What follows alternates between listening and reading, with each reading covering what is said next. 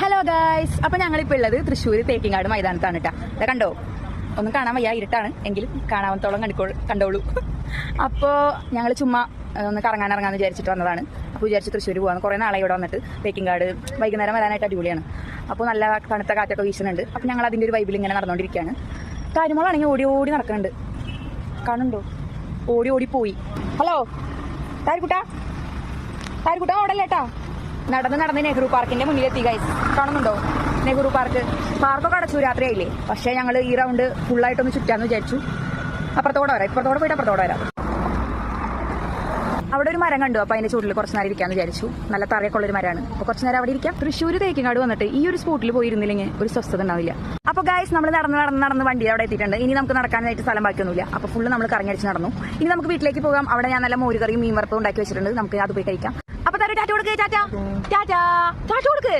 ആ ഓക്കെ.